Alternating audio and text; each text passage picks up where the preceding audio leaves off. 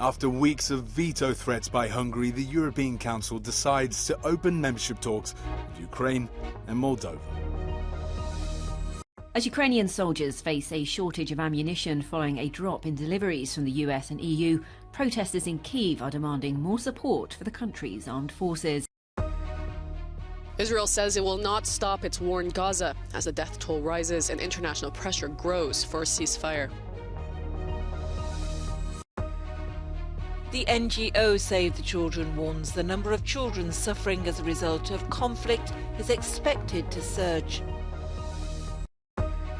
Euronews speaks to two-time tennis Grand Slam champion Simona Halep a year after she was found guilty of doping.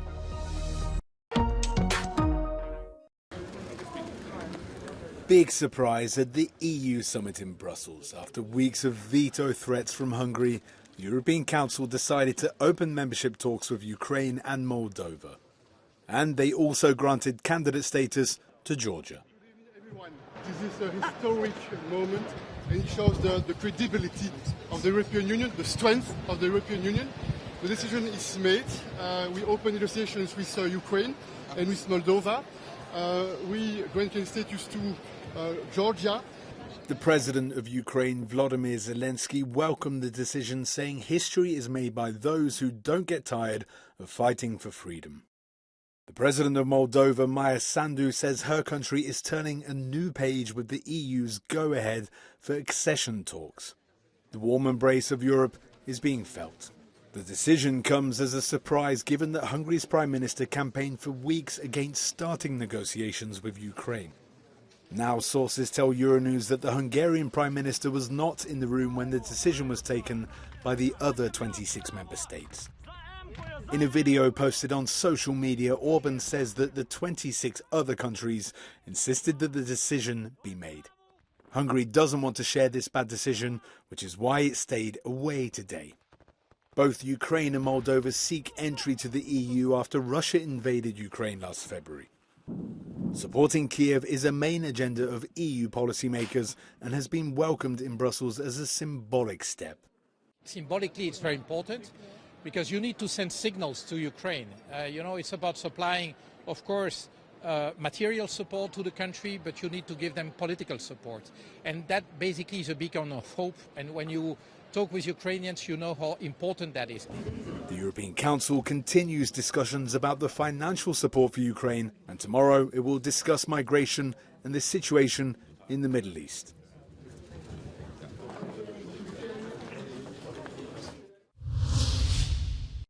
Vladimir Putin says there will be no peace in Ukraine until goals are achieved, among them the denazification and demilitarization of Ukraine. Russia's president said this at his end-of-year press conference, in which he assured that Kyiv achieved nothing during its great counter-offensive, which began last summer, and that Russian troops improved their positions on the front, which is now more than 2,000 kilometres. Over 600,000 Russian troops are currently fighting in Ukraine, Putin said. Тогда, когда мы достигнем своих целей, о которых вы сказали. Теперь вернемся к этим целям. Они не меняются. Я напомню, о чем мы тогда говорили. О денацификации Украины, о демилитаризации, о ее нейтральном статусе. The head of the Kremlin described what's happening in Ukraine as an enormous tragedy, similar to a civil war. About the situation in the Gaza Strip, Putin described it as a catastrophe and denied that the level of destruction there has any similarity to what's happening in Ukraine.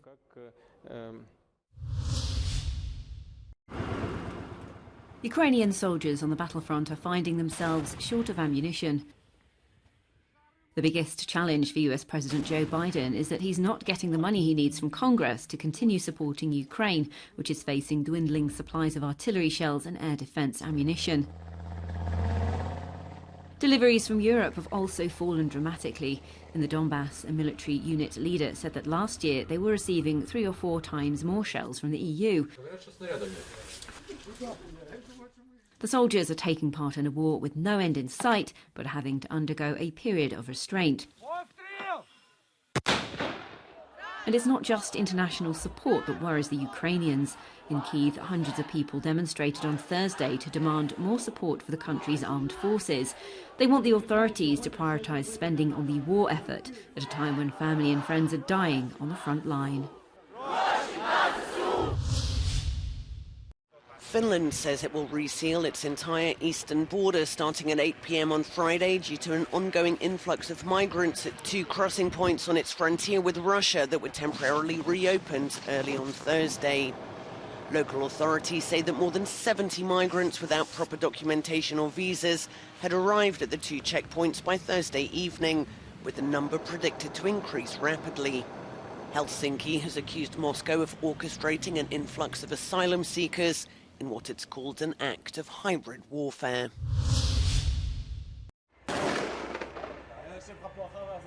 Israel is determined to continue its war in Gaza despite increasing international pressure for a ceasefire, including from the UN. The mounting civilian casualties and deteriorating humanitarian situation is causing international support for Israel to waver. Its Prime Minister Benjamin Netanyahu, after a visit to IDF commanders, says nothing will stop them. המלחמה הזאת הולכת להיות קשה, אבל אני מזהה, ודאי אתם רואים את זה גם בחומר, תחילה של שבירה. תחילה של שבירה. אני רואה שם את ההתחלה של ההבנה שאנחנו נחושים להמשיך עד הסוף ולחסל את הגוף הזה. Hamas has released images of its operation in Gaza. The enclave's health ministry says the offensive has resulted in the death of more than 18,400 Palestinians. There are reports in U.S. media that Israel has recently begun pumping seawater into Hamas' vast labyrinth of tunnels underneath Gaza, in a process that is likely to take weeks. There's also concerns some of the hostages may be held underground. Meanwhile, heavy rainfall flooded Gaza's streets and camps, sheltering thousands of displaced people, adding to what has been described as hell-on-earth conditions. Now, in its 3rd month, the bloodiest ever war in Gaza is grinding on, forcing survivors to face bombardment, deprivation, and disease. Save the Children says the number of children suffering as a result of conflict is expected to surge. Its annual report on the impact of war on children shows a worsening situation, but doesn't yet account for the fighting in Gaza and Israel. Violations in conflict rose by 13% in 2022, and the NGO says a further increase is inevitable when 2023 figures are added. The NGO says there were 468 million children, 1 in 6 on the planet, living in conflict zones in 2022. Meaning within 50 kilometres of a conflict incident. That's a significant upward trend in the past decade, with some fluctuations. The research says there have been almost 83,000 battle-related deaths of children in the Ukraine war, but that figure is eclipsed by such fatalities in Ethiopia, with more than 100,000 recorded. Save the Children classifies violations as killing, maiming, sexual violence and recruitment of child soldiers. Threads, the app created by Meta to rival Twitter, now known as X, has been launched in the EU. It comes months after the platform was introduced to the US and other global regions. Since then, Meta has been working to make its latest product compliant with data protection and other EU regulations. Mark Zuckerberg's Meta is aiming to capitalise on a collapse in Twitter users and advertisers since it was taken over by Elon Musk. More than 100 million people joined Threads within a week of its launch in July outside the EU.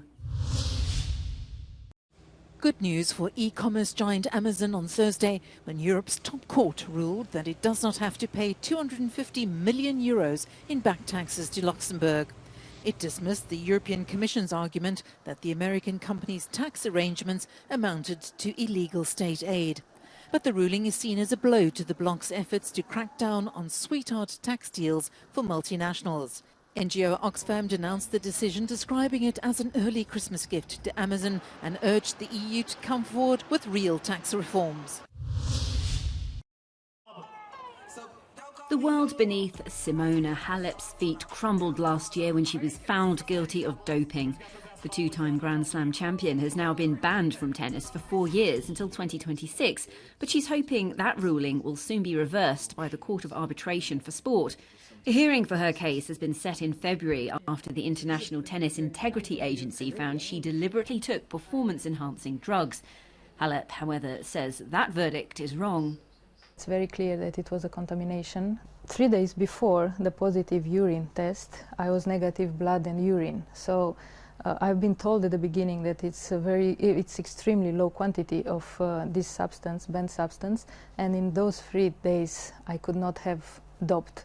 It was not my intention and never has been the intention to do something wrong or something disrespectful to this sport, because I have respected everything and I dedicated my life. My principles are not like this, so I didn't think to cheat in tennis. There was another twist in the tale last month when a high-profile coach, Patrick Mouratoglou, admitted after a year's silence that his technical team were to blame for giving Halep a contaminated substance. She's expressed great relief about the revelation, as it may prove to be crucial for her return to court. That's why you hire people, because you need information, you need to be better. So I always trusted this, and my trust is broken a little bit right now. And in the future, I don't know how it's going to be, if I can trust again, and probably I have to learn, because this is my principle in life. If you hire somebody and you work with that person, you have to trust. Why do you think it took him so long to... Watch the full interview with Simona Halep on Euronews from 10 o'clock on Friday night.